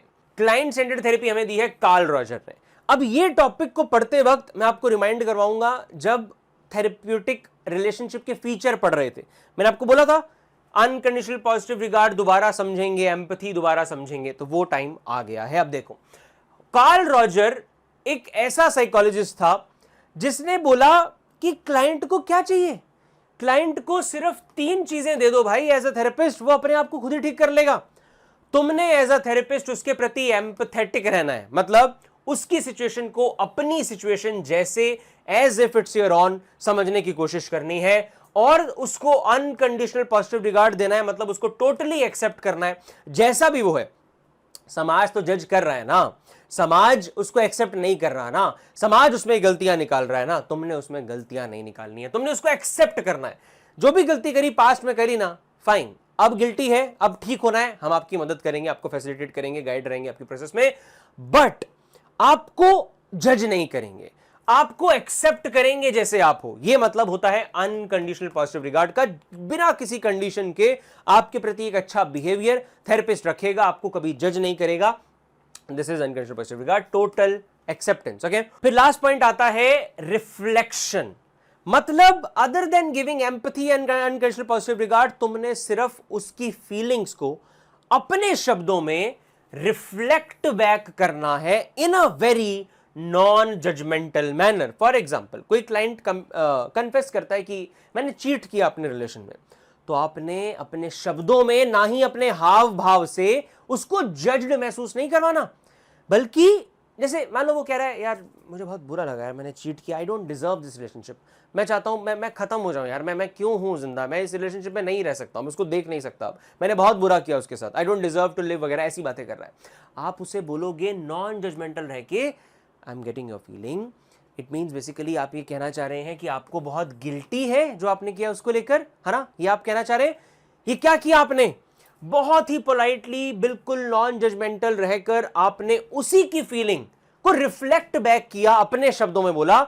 इससे उसका जो फोकस है ना, वो नेगेटिव चीजों से हटके पॉजिटिव पे आ जाएगा। वही यहां लिखा है कि ये हम क्यों करते हैं, रिफ्लेक्शन हम इसलिए करते हैं ताकि हम क्लाइंट की मदद कर पाए टू बी मोर इंटीग्रेटेड, अपने आप के साथ इंटीग्रेट हो पाए, मिक्स हो पाए, अपने खुद के इमोशन को, अपने आप को बेटर वो जान पाए। उसे लग रहा था कि वो जिंदा क्यों है, अब उसने ऐसा कर दिया तो पता नहीं क्या कर दिया, अब वो रिलेशनशिप डिजर्व नहीं करता। आपने उसका फोकस शिफ्ट करा दिया, आपने उसे बोला मतलब तुझे गिल्टी हो रही है, मतलब तू सुधरना चाहता है, मतलब तू बेटर करना चाहता है, ये अपने आप को बेटर इंसान जान पाया। तो रिफ्लेक्शन करना है उसकी फीलिंग का नॉन जजमेंटल वे में, अनकंडीशनल पॉजिटिव रिगार्ड शो करना और एम्पैथेटिक रहना उसके लिए, that is all for client centred therapy. ये 3 चीजें कर दी तो होगा क्या? क्लाइंट के साथ आपने काम किया as a facilitator, as a guide, और उसकी अवेयरनेस बढ़ाने में आपने उसकी मदद करी है। That is all for client centred therapy by Carl Roger. फिर ह्यूमनिस्टिक एक्जिस्टेंशियल में दूसरी थेरेपी आती है गेस्टाल्ट थेरेपी, और इसका क्या मतलब है? The word gestalt means complete. 11th class में पढ़ा था आपने topic. What is this? Like wait, what is this? Technically it's not a triangle, triangle में ये गैप नहीं होते, बट हमने इसे ट्राइंगल परसीव किया।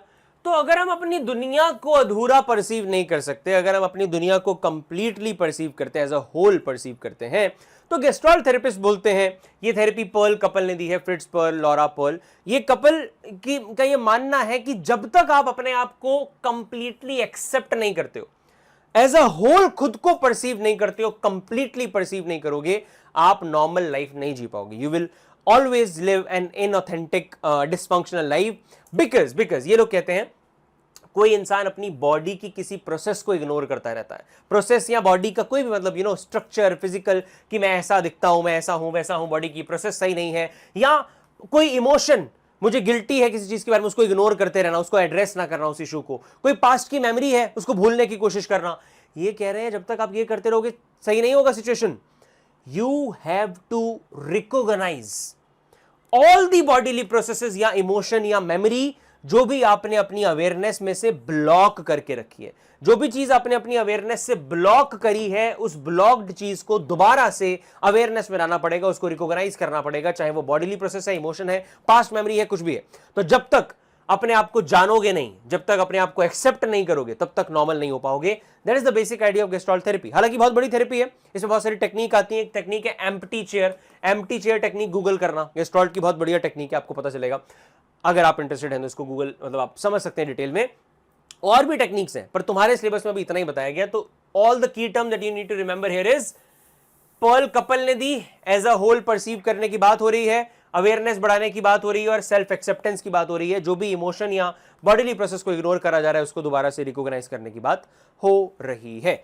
अब लास्ट थेरेपी पर चलते हैं, जो ह्यूमनिस्टिक एक्जिस्टेंशियल की लास्ट थेरेपी है। वो है एक साइकेट्रिस्ट की दी थेरेपी, दैट इज लोगो थेरेपी। तो ये थेरेपी हमें किसने दी? ये थेरेपी हमें दी है विक्टर फ्रैंकल। विक्टर फ्रैंकल ये था एक साइकेट्रिस्ट। इसने क्या बोला? इसने बोला अगर मेरी थेरेपी को मैं शॉर्ट में डिस्क्राइब करूं तो मेरी थेरेपी को कहा जा सकता है the process of meaning making. Meaning making. तो इसकी थेरेपी का कीवर्ड क्या है? मीनिंग। Why meaning? अभी हमें समझ आ जाएगा। ये बहुत डीप बातें करता है, इस लाइन से आपको समझ आ जाएगा। ये कह रहा है लोगो मतलब सोल, थेरेपी मतलब ट्रीटमेंट। तो मेरी थेरेपी है ट्रीटमेंट फॉर सोल। इंसानों को ठीक नहीं कर रहे, आत्मा को ठीक करने की बातें हो रही है यहां पर, इसलिए ये डीप थेरेपी मानी जाती है। इस थेरेपी के हिसाब से अब कॉज क्या होगा? देखो, ये कहता है, बहुत ध्यान से सुनना, मैं शॉर्ट में बोल रहा हूं, आप दोबारा से वीडियो को बैक करके सुन लेना अगर ना समझ आए, बट ध्यान से फोकस दे रखो। ये क्या बोलता है? अगर एक इंसान को अपने स्पिरिचुअल ओरिजिन्स की अवेयरनेस नहीं है, हम कहां से आए हैं, इंसान क्यों बना है, क्या मकसद है हमारी जिंदगी का, ये सब अगर तुम्हें नहीं पता, भगवान क्या है, ये स्पिरिचुअल ओरिजिन्स की अगर तुम्हें अवेयरनेस नहीं है, तो क्या होगा? अल्टीमेटली तुम्हारे अंदर स्पिरिचुअल एंग्जाइटी आ जाएगी, और वो स्पिरिचुअल मतलब तुम स्पिरिचुअली एंग्शियस महसूस करने लगोगे। और अगर वो स्पिरिचुअल एंग्जाइटी आ गई तो इवेंचुअली क्या होगा? तुम्हें अपनी जिंदगी मीनिंगलेस लगने लग जाएगी, मीनिंगलेस। और यही जिंदगी का मीनिंगलेसनेस लगना, उसको टेक्निकली बोला जाता है एग्जिस्टेंशियल एंग्जाइटी। तो हम क्या बोल रहे हैं, मतलब ये क्या बोल रहा है विक्टर फ्रैंकल? जब आपको अपने स्पिरिचुअल ओरिजिन्स का पता नहीं होता है, तो स्पिरिचुअल ओरिजिन्स के ना पता होने की वजह से आपके अंदर आ जाती है स्पिरिचुअल एंग्जाइटी, और वो स्पिरिचुअल एंग्जाइटी फर्दर लीड करती है मीनिंगलेसनेस को, जिसको टेक्निकली कहा जाता है एग्जिस्टेंशियल एंग्जाइटी। राइट? हमारी फिजिकल दुनिया में कुछ खराब होता है तो हमें न्यूरोटिक एंग्जाइटी होती है, इमोशनली हम एंग्शियस फील करते हैं। मम्मी ने कुछ कह दिया, दोस्त से नहीं बन रही, तो इमोशनली न्यूरोटिक एंग्जाइटी महसूस करते हैं। अब वही चीज फिजिकल वर्ल्ड में ना होकर स्पिरिचुअल वर्ल्ड में हो रही है। इसके हिसाब से स्पिरिचुअली ओरिजिन नहीं पता, स्पिरिचुअली एंग्शियस महसूस कर रहे हैं, तो उसकी वजह से होने वाली anxiety is existential anxiety, the neurotic anxiety of spiritual origin. अगर ये लाइन नहीं समझ आ रही, इसको छोड़ दो। मेन बात याद रखो, ये कहना चाह रहा है मेन दिक्कत की जड़ है एग्जिस्टेंशियल एंग्जाइटी, कि कई बार लोगों को वही स्पिरिचुअलिटी में ध्यान नहीं है, वो सब बातें नहीं पता है, तो क्या हो जाएगा? आपको अपनी जिंदगी मीनिंगलेसनेस लगने लगेगी एक समय पर आकर। और अगर ऐसा हो गया तो वो बहुत दिक्कत वाली सिचुएशन है। तो आपको क्या करना है, एग्जिस्टेंशियल एंजाइटी से अपने आप को बचाना है। बट अगर ऐसा हो गया तो हम क्या करेंगे, हम एज अ थेरेपिस्ट, क्या गोल है हमारा, आपकी मदद करते हैं to find meaning and responsibility in your life, कि आपकी अपनी रिस्पॉन्सिबिलिटी है अपने आप को ठीक करना, इस सिचुएशन से बाहर लाना, और लाइफ थ्रेटनिंग सिचुएशन में भी, लाइफ थ्रेटनिंग सर्कमस्टांसेस में भी, चाहे सिचुएशन जैसी भी हो, इररिस्पेक्टिव ऑफ दैट, हम आपको एक अच्छा मीनिंग आपकी जिंदगी में ढूंढने में मदद कर सकते हैं। तो ये थेरेपी शॉर्ट में क्या बोलती है, विक्टर फ्रैंकल क्या बोल रहा है, ये कह रहा है कॉज है मीनिंगलेसनेस फील करना, मीनिंगलेस फील करना कॉज, तो ट्रीटमेंट क्या होगी, हम आपको मीनिंग ढूंढवाने में मदद कर देंगे, that is all for logotherapy. But वो कॉज पैदा ऐसे होता है, ठीक है। एक बार इसको दोबारा सुन लेना अगर नहीं समझ आया, फिर भी कोई दिक्कत कोई समस्या है तो आप कमेंट सेक्शन में पूछ सकते हैं। That is all for humanistic therapies also. तो अब हमने सारी मेन थेरेपीज पढ़ ली हैं, समझ ली हैं, अब हमने पढ़नी है अल्टरनेटिव थेरेपी। मतलब इसका पता है क्या है, ये टॉपिक हमें बताता है कि अगर आपको कोई डिसऑर्डर हो गया तो आप थेरेपिस्ट के पास जाएंगे या साइकेट्रिस्ट के पास जाएंगे, पर प्रूवन ऐसी दो चीजें हैं, प्रूव्ड ऐसी चीजें हैं जो अल्टरनेट बन सकती हैं, जो सब्सटीट्यूट कर सकती हैं हमारी कन्वेंशनल ड्रग ट्रीटमेंट, मतलब साइकेट्रिक ट्रीटमेंट को, और हमारी कन्वेंशनल इन सभी थेरेपीज को। वो क्या है, वो दो चीजें हैं, योगा और मेडिटेशन। इस टॉपिक को एक फ्लो चार्ट बनाओ, अभी एक कॉपी लेके आओ और एक फ्लो चार्ट बनाओ, मैं आपको बता रहा हूं। अगर आपने छोटा सा काम कर लिया ना तो तुम्हें पूरे नंबर मिल जाएंगे इस टॉपिक में। अगर 6 नंबर में भी आ गया तो आप इसको बहुत अच्छे से लिख पाएंगे। इसमें हम क्या समझने वाले हैं आपको शॉर्ट में बताता हूं। First of all you should know कि अल्टरनेटिव थेरेपीज की डिस्क्रिप्शन में क्या लिखना है। ये कन्वेंशनल ड्रग ट्रीटमेंट को अल्टरनेट करती है, थेरेपी को अल्टरनेट करती है, सब्स्टिट्यूट करती है, ये इंट्रोड्यूस कर दिया। फिर आपने लिखा दो तरीके के अल्टरनेट हैं, एक है योगा और एक है मेडिटेशन। ओके, फिर आप लिखेंगे, मतलब आपको अब क्या पता होना चाहिए, आपको पता होना चाहिए इसकी डेफिनेशन, मेडिटेशन की डेफिनेशन। फिर आपको पता होना चाहिए इसके दो टाइप, सुदर्शन क्रिया योगा और इट्स लाइक कुंडालिनी योगा, ये इन दोनों की डेफिनेशन और ये कौन से इश्यूज को ठीक करते हैं। और मेडिटेशन का एक ही टाइप है विपासना मेडिटेशन, इसकी डेफिनेशन और ये कौन से इश्यू को ठीक करता है। बस इतनी चीज अगर तुमने समझ ली तो आपको समझ आ गया ये पूरा टॉपिक, और बस इतना ही हमने इसमें पढ़ना है, ठीक है। इसको एक बार बना लेना जो मैंने अभी यहां पर आपको दिखाया, इससे आपको एक स्ट्रक्चर क्लियर हो जाएगा कि इसके अंदर हम क्या पढ़ने वाले हैं, ठीक है। हमने पहली चीज क्या समझनी है, योगा की डेफिनेशन। योगा क्या होता है, योगा मतलब आसन या प्राणायाम या बोथ, दैट इज ऑल, यही डिफाइन है। योगा मतलब हमारी बॉडी के पोजीशन प्लस हमारी ब्रीदिंग की प्रैक्टिसेस। तो ब्रीदिंग प्रैक्टिसेस और बॉडी पोजीशन अलग अलग भी योगा है और दोनों एक साथ भी उसको योगा कहा जाता है। That is all for the definition of yoga. अब हमारे पास दो टाइप की योगा बताए गए हैं, सुदर्शन क्रिया योगा, कुंडालिनी योगा। सुदर्शन क्रिया योगा ऐसा योगा है जिसके अंदर, टेक्निकल वर्ड मार्क कर रहा हूं, रैपिड ब्रीदिंग टेक्निक करवाई जाती है। क्यों? ताकि हमारे अंदर हाइपर वेंटिलेशन बन पाए, हमारी बॉडी के सेल्स में ज्यादा ऑक्सीजन जा पाए, हाइपरली वेंटिलेटेड हो पाए, उसके लिए हम रैपिड ब्रीदिंग की टेक्निक को इस्तेमाल करते हैं। और ये हो गया डेफिनेशन। अब क्या इशू ठीक करता है, थेरेपी में पढ़ रहे हैं ना, थेरेपी का अल्टरनेटिव, तो ये ठीक कर सकता है स्ट्रेस को, ये ठीक कर सकता है पीटीएसडी, एंजाइटी। और बेंगलोर बेस्ड बहुत बड़ा ऑर्गेनाइजेशन है निम्हांस ने बताया कि ये सुदर्शन क्रिया योगा डिप्रेशन को भी ठीक कर सकता है। कुंडालिनी योगा क्या होता है, कुंडालिनी में ब्रीदिंग टेक्निक के साथ साथ चैंटिंग ऑफ मंत्र उच्चारण और ब्रीदिंग टेक्निक मिक्स की जाती है।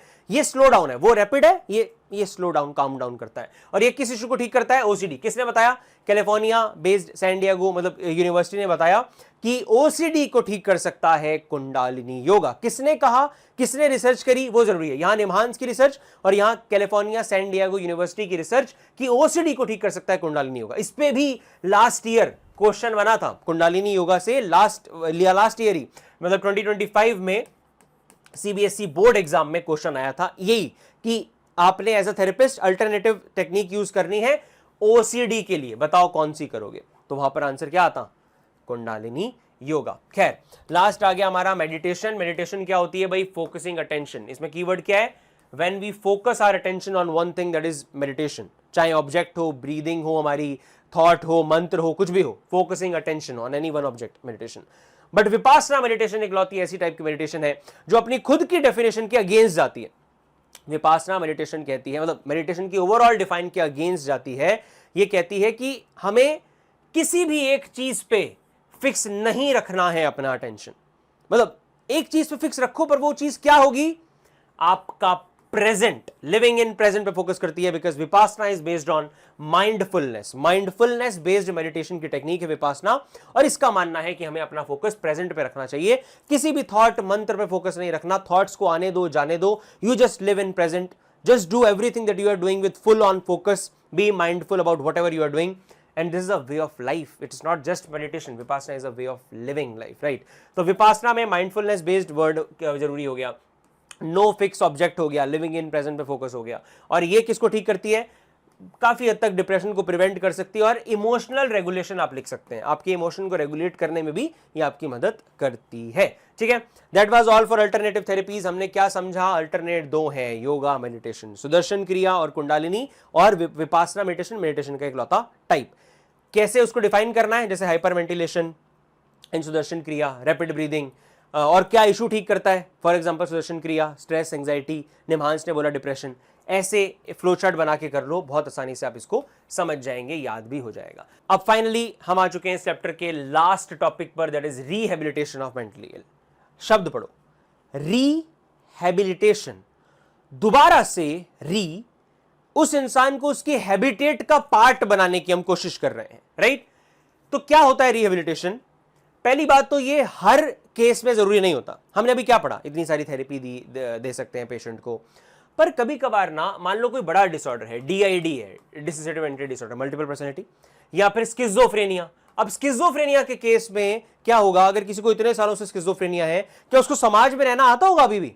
अगर किसी को 15-20 सालों से सिम्टम है, वो घर में है, वो कमा नहीं रहा, वो तो भूल गया होगा ना कि कमाना भी होता है, जॉब करनी है, कभी कभार नहीं भी करने का मन होता तब भी काम करने पड़ते हैं। ये सब चीजें भी तो उनको सिखानी पड़ेंगी, दोबारा से एक्टिव मेंबर भी तो बनाना पड़ेगा। तो एज अ थेरेपिस्ट तुम्हारा काम सिर्फ रिडक्शन ऑफ सिम्टम पे खत्म नहीं होता।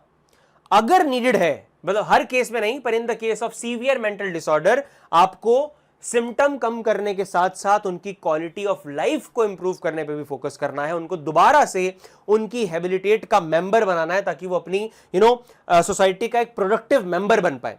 और वो करने के लिए हम क्या करते हैं? एज अ थेरेपिस्ट हम 3 मेन टेक्निक्स को यूज करते हैं। 3 मेन टेक्निक है रिहेबिलिटेशन के अंदर। मतलब टेक्निकली अगर बोर्ड एग्जाम में आप इस आंसर को लिखते हैं तो आपको 3 मेन शब्द लिखने हैं। Rehabilitation includes 3 type of techniques, या कहो therapy, occupational therapy, social skill training और vocational therapy. Social skill training, vocational और ऑक्यूपेशनल। ऑक्यूपेशनल मतलब उन लोगों को जिसको इतने टाइम से डिसऑर्डर है, कुछ ना कुछ काम करना ताकि वर्क डिसिप्लिन आ जाए। चाहे कैंडल मेकिंग करवा लो, चाहे कुछ भी, जैसे ये पीली दाल को काली दाल से अलग अलग करो, मिक्स करके दीदी अलग अलग करो। क्यों? ताकि वो वर्क डिसिप्लिन सीखें कि कुछ भी बैठ के टिक के करना उनको आए। उसके लिए ऑक्यूपेशनल थेरेपी होती है। सोशल स्किल ट्रेनिंग के अंदर 2 हिस्से हैं। मतलब एक तो हम उनको इंटरपर्सनल स्किल्स सिखाते हैं, बातचीत करने की skills, basic skills, turn taking वगैरह, और एक हम उनका कॉग्निटिव रीट्रेनिंग करवाते हैं। कॉग्निटिव रीट्रेनिंग मतलब बेसिक कॉग्निशन की एक्टिविटी, जैसे अटेंशन, उनकी अटेंशन स्पैन कम हो जाता है, उसके लिए कुछ उनको एक्टिविटीज करवा दी। उनकी रैशनल थिंकिंग इंप्रूव करने की कोशिश करना, उनकी प्रॉब्लम सॉल्विंग एबिलिटी के लिए उनको कुछ करवाना, उनकी रीजनिंग एबिलिटी शार्प करने के लिए कुछ एक्टिविटीज करवा दी। तो ये सब हो गया कॉग्निटिव रीट्रेनिंग। तो सोशल स्किल ट्रेनिंग के 2 शब्द हैं, मतलब 2 कीवर्ड हैं, कॉग्निटिव रीट्रेनिंग, दिमाग दोबारा शार्प करना, और इंटरपर्सनल स्किल्स को उनको सिखाना, बातचीत की स्किल्स सिखाना। लास्ट आती है वोकेशनल थेरेपी। इसका मतलब होता है अब ये सब करने के बाद, अब थोड़ा बहुत तो सीख चुके हैं, स्पेसिफिक जिस फील्ड में वो जाना चाहते हैं, उस फील्ड में जो जो नेसेसरी स्किल हैं प्रोडक्टिव एम्प्लॉयमेंट के लिए, अब सीधा सीधा उनको वो सिखाना। वर्क पॉलिटिक्स वाली बातें सिखाना, या डिटेल, अगर कोई जर्नलिज्म में जाना चाहता है तो अभी इंटरपर्सनल में हमने बेसिक कम्युनिकेशन सिखाई है कि टर्न टेकिंग, यहां डिटेलिंग पे सिखाना, फोकस की बॉडी लैंग्वेज यूज करते हैं हम, है ना, जर्नलिज्म में अगर आप हो तो ये बहुत जरूरी है। राइटिंग स्किल उनको और शार्प करना। तो जो फील्ड में वो जाना चाहते हैं उस फील्ड के हिसाब से जो स्पेसिफिक स्किल आपको चाहिए वो स्पेसिफिक स्किल भी साइकोलॉजिस्ट आपको सिखा सकते हैं। तो वोकेशनल थेरेपी में प्रोडक्टिव एम्प्लॉयमेंट के लिए जो नेसेसरी स्किल्स हैं वो सिखाना आता है, और ऑक्यूपेशन में ओवरऑल कुछ भी काम करना सिखाना, ताकि वर्क डिसिप्लिन बन पाए। और सोशल स्किल ट्रेनिंग में इंटरपर्सनल कम्युनिकेटिव ट्रेनिंग करवाई जाती है। With this note we are done with this full chapter 5। हमने सारी तरीके की थेरेपीज को यहां पर समझा, ये सारे बेसिक टॉपिक पढ़े, ये हमारे फ्लो चार्ट्स हैं, ठीक है। जब आप नोट्स परचेज करते हैं in just price of a pizza, आपको सभी चैप्टर के डिटेल नोट्स के साथ साथ ही फ्लो चार्ट्स भी मिलते हैं, ठीक है। इसलिए मैंने बोला अगर पास करना है सिर्फ ये नोट्स ले लो, वन शॉट्स आपने देख ही लिए हैं, आसानी से आप पास हो जाओगे, मैं आपको बता रहा हूं। अगर कॉमन सेंस के साथ आंसर लिख के आओगे बढ़िया पास हो जाओगे, don't not worry at all. But अगर डिटेल में जानना है, बहुत ही अच्छे नंबर लाना आपका एम है, then I welcome you to my upcoming live crash course. आप उसे ज्वाइन कर सकते हैं, सारी डिटेल्स हमारी डिस्क्रिप्शन में है वीडियो की। हर साल अक्टूबर में हम अपना क्रैश कोर्स लॉन्च करते हैं, तो इस साल बहुत कुछ स्पेशल आपके लिए होने वाला है। Do contact us on this given number and I will see you in the crash course classes now। तो मेरी तरफ से इस वीडियो के लिए इतना ही। अब आपका काम ये है, अगर आपको सच में ये वीडियो अच्छी लगी है so do like this, और कमेंट भी एक बढ़िया सा जरूर छोड़ के जाना। I will try my best to read all the comments। कोई सजेशन है तो वो भी आप मुझे बता सकते हैं। And please do share this video with all of your classmates. इससे हमें मोटिवेशन मिलती है और वीडियोज में आपके लिए लाऊंगा, और आगे मे बी हम लाइव कनेक्ट होंगे या जो भी कुछ मैं आपके लिए कर पाऊंगा, I will try my best to do, और आपकी साइकोलॉजी जर्नी को आसान बनाने की पूरी कोशिश मैं करूंगा। That is all from my side for this video. Thank you so much for watching.